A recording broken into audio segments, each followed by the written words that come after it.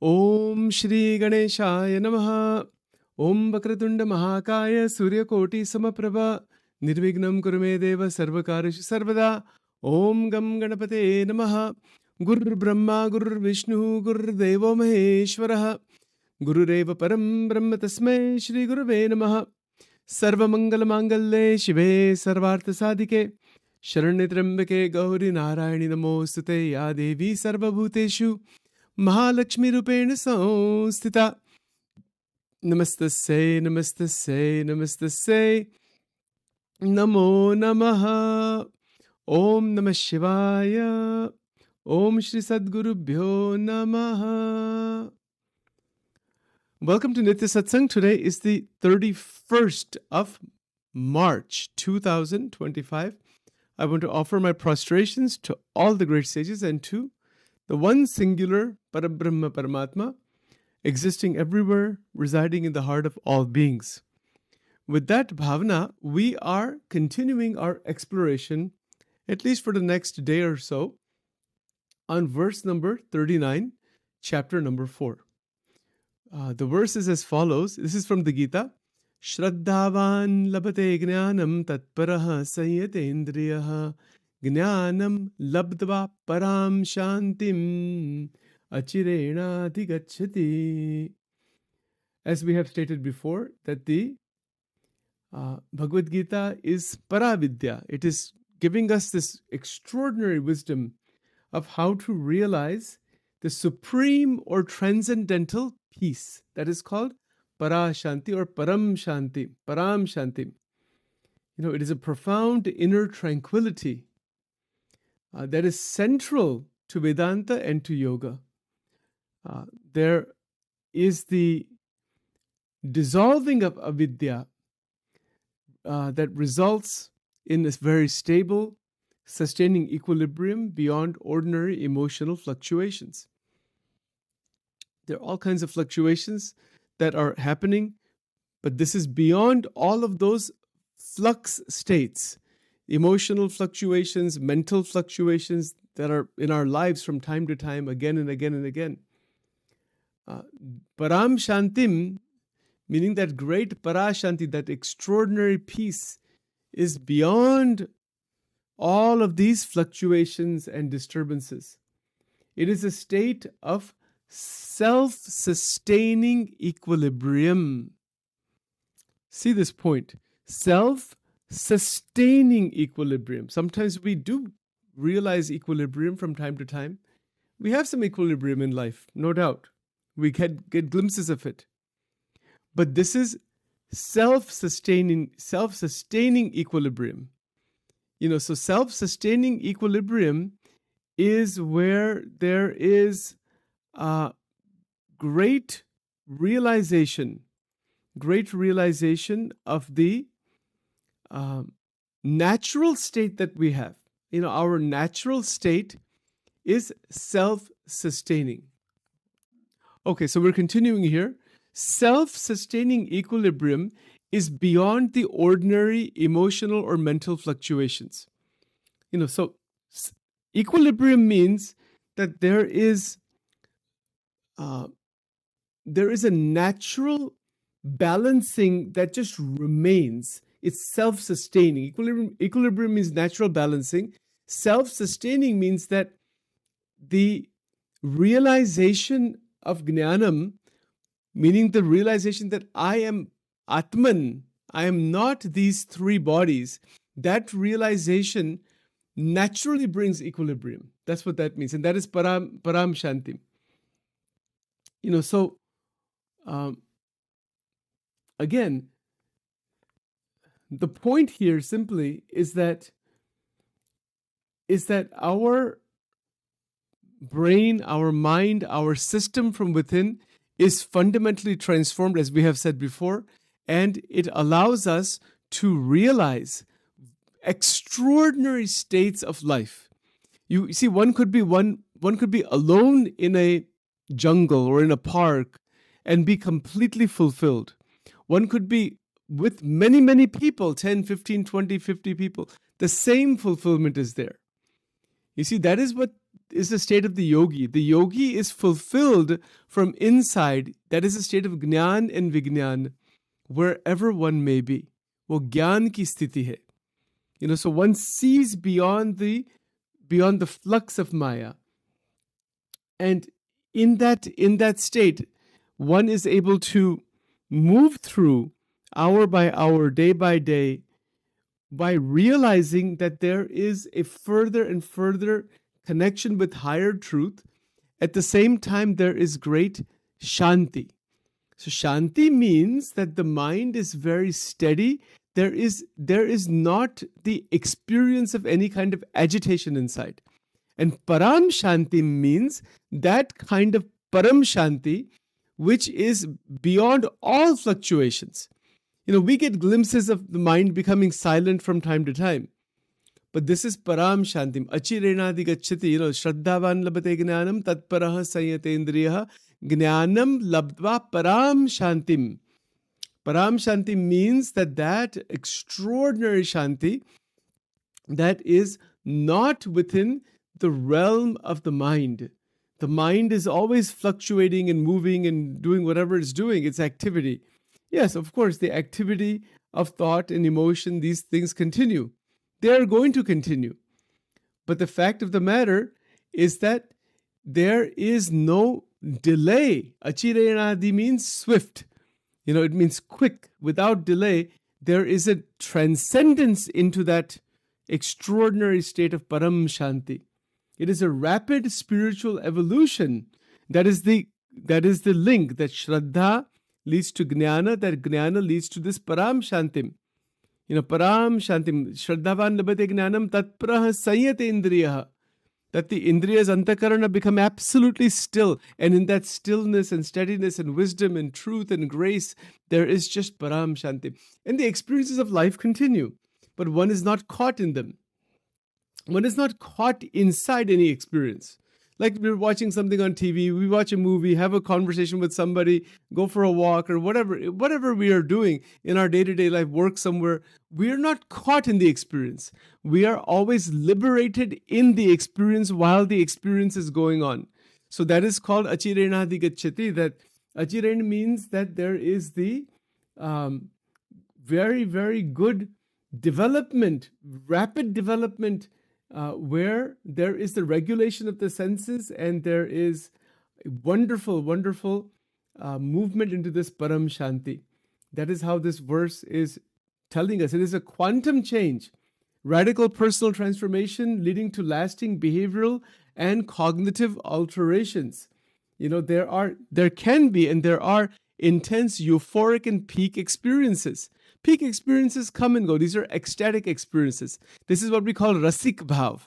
In the rasa, when you're doing bhajan kirtan and there's absorption in the form of God, there is the rasa from inside that opens. It's a peak experience and then it comes back down again. All that happens.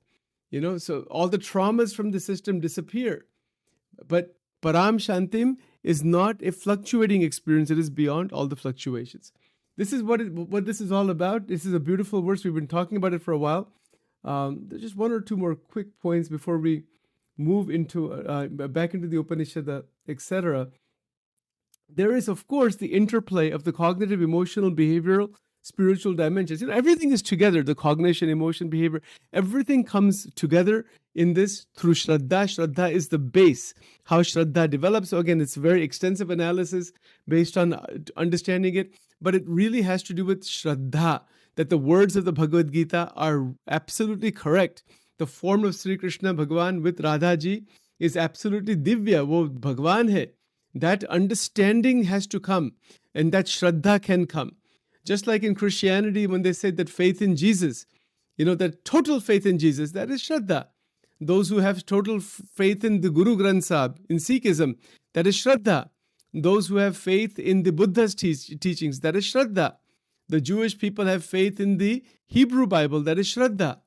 The Muslims have faith in the Quran, tremendous faith in the Quran, that is called Shraddha. Shraddha is functioning everywhere in all dimensions. We have Shraddha even in the scientific texts and scientific knowledge and all of that. Biology texts and psychology texts and engineering texts. We have Shraddha in them also. but they are experimental. We can experiment with them. We can see, is it true? That is what the Sanatan Dharma is teaching. You may have Shraddha, but you have to go into Labhate Jnanam, that understand what the Shraddha is leading towards, experiment with it, try it out, see where it leads one. Is it leading to Jnana? Is it leading to this Param Shanti? That is the test if that Shraddha is in the right direction or not. You could have Shraddha in something that is false also. And that is also a possibility. Not all Shraddha leads to the same place. So that point should also be clear. Just one or two very quick points. Again, this is just more from a more therapeutic point of view. There's all kinds of psychotherapy and counseling techniques, dialectical behavior therapy, acceptance and commitment therapy. These therapies are used by psychotherapists and counselors to try to bring about this internal synchronicity that is called self-efficacy. Self-efficacy in a more therapeutic sense, if someone has gone through different traumas and problems and things like that. Self-efficacy and resilience means the capacity to succeed in what one is doing. This is an important quality in sadhana also. If someone is saying that I want to do my sadhana towards my Ishtadevata, then I have to have self-efficacy, that I have belief in the path, the mantra sadhana, the scripturals, the scriptural understanding, the various gurus that have taught the path, things like that. That is called self-efficacy, and the capacity to quickly recover from difficulties in life in general and the spiritual path also. That is called resilience. So resilience and self-efficacy are both that are enhanced by Shraddha. That is the more psychological way to understand this. And at the same time, from a more therapeutic technique point of view, like for therapists and counselors, techniques that are shown in acceptance and commitment therapy, dialectical behavior therapy, these focus on incorporating elements from scriptural texts that can be used in a very effective way for personal growth, holistic vision, things like that. So these ideas are very profound. Profound in what sense? That they take some time to understand. But once they're understood, they are extremely powerful. It's a kind of internal therapy. When one has Shraddha, full faith in God, you're latching on with Shraddha, all the tension disappears, all the fear disappears. This is one of the biggest important things in the Sanatan Dharma. All of our jo sab Bhagwan ke jo sab swarup hai, they're giving Ashirwad with the right hand, sometimes with the left hand, but usually with the right hand. Almost always with the right hand. It doesn't matter which hand it is. It was Ashirwad hi hai. But why is that? That is Abhaya Mudra. That Abhayam, that the fear that is inside our system, it has to completely disappear. And it disappears through Shraddha, faith, sadhana, bhajan, bhakti. Isme se sab bhay nikal jata hai. And that happens when we latch on 100% with determination, with conviction, with Shraddha, that this is Satya, ye Satya Tattva hai. For example, we say Bhagwan Shankar. Well, Bhagwan Shankar is not some imaginary thing. It through satsanga, through scriptures, through mantras, etc., one is convinced that this is real. It is not just imagination or my imagination. That conviction is there, and then from that, the Shraddha comes. From that Shraddha, sadhana comes. From that sadhana, that great vision opens up. That the sadhana is giving me good anubhav in life. शांति तो मिलती है और भगवत अनुभव मिलता है. और इसमें से क्या होता है? इसमें से भगवान का दर्शन होता है, आत्मा का दर्शन होता है. एंड देन फ्रॉम देयर आत्मा का साक्षात्कार होता है, भगवान का साक्षात्कार होता है. And then from that sakshatkar, one lives in that state of sakshatkar while living in the same world, come back to the same world again. But now it is seen in a completely new light. For example, someone who has gotten a PhD in chemistry now sees the same natural world in a completely new light. That person was in 5th grade before, 7th grade before, 10th grade before. They were growing and developing, but the vision keeps expanding. And once they become a doctoral, postdoctoral person, they begin to see, my God, the same rocks and trees, and I'm seeing biochemical reactions, and see, sab drishti ke change ho jati hai. ठीक है ना? When you get a PhD in a particular area, master's or doctoral program, vision opens up. Like in botany, somebody becomes a PhD botanist, the whole plant structure and everything changes as opposed to when that person was 7 or 8 years old. Similarly, when the Jnanam comes, the Vijnana comes, the vision of the sansar changes into Brahman. यही अद्भुत दृष्टि में फर्क हो जाता है. The vision changes, to that point where भगवान श्री कृष्ण परमात्मा क्या सुंदर बात करते हैं कि मैं ही सब जगह हूँ. ऐसी दृष्टि आ जाती है, ऐसा विजन आ जाता है, ऐसी एक पवित्रता आ जाती है, ऐसी एक दिव्यता आ जाती है, ऐसा एक प्रेम आ जाता है, ऐसी एक दृष्टि आ जाती है कि सब जगह मेरा प्रभु है. जहाँ जुए त्या राम जी बीजू न भासे रे, भात देखी भूले नहीं अनुभव उजासे रे. ठीक है, सिया राम में सब जग जानी, करुहु प्रणाम जोरी जुगपानी. तुलसीदास जी भी कहते हैं, भगवत गीता में भी लिखा है कि जो आत्म तत्व है, ब्रह्म तत्व है, समदृष्टि हो जाती है. You can see a plant, see a tree an animal, सब में वो सब आत्म तत्व दिखता है. ऐसी सब अलौकिक दृष्टि है, ये संत की महान दृष्टि है. ये सब भगवद गीता वर्स नंबर 39 का सारांश है. So I want to move out of this further. I mean, you cannot move out of it, but move back into the Upanishad, then go into the Vivek Chudamani again. Otherwise, we'll never come out of this. See, that's the power. Bhagwan ki Upanishad mein kya likha hai? Om Purnamadaha Purnamidam Purnat Purnamudachyate Purnasya Purnamadaya Purnameva Vashishyate. Ek shabda, just like Shraddha. You could spend years analyzing the dynamics of what is Shraddha, but we don't have that much time. We are doing it in short period of time. ऐसा feeling hota hai, we just want to keep going with this and going with this. There's thousands of dimensions to understand, but most importantly, anubhav mein jao. Anubhav karo. It's not the quantity of information, it is the quality of the anubhav that is of every single significance rather than just information, right? That is the whole point about the transition from information to Gnan to Vignan, into this divine vision, Divya Drishti. Or just one final point, जीवन कैसा बन जाता है?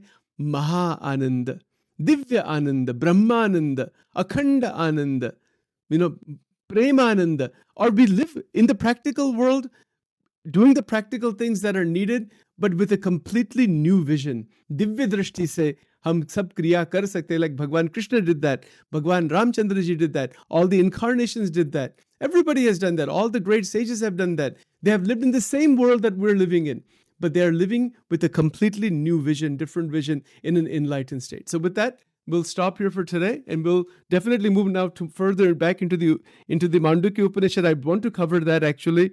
And then go back then into the Vivek Chudamani. So, Om Dhyanamulam Guru Rumurti Mantramulam Guru Urvakyam Pujamulam Guru Urpadam Mokshamulam Guru Urkrupa Tameva Mata Chipita Tameva Bandusha Saka Tameva Vidya Dravinam Tameva Sarvam Mama Deva Deva Om Divilingaya Nama Urdhvalingaya Nama Anandalingaya Nama Dvadas Jyotirlingaya Namo Namaha Om Trambakam Yajame Sugandim Pushtivardhanam Urvarukamiva Bandhanan Mrityormukshayam Amritat Namah Shivaya Om Namah Shivaya Om Aim Rim Klim Chamundaya Viche Om Durge Rakshini Thata Swaha Om Shri Radha Krishna Arpanamastu.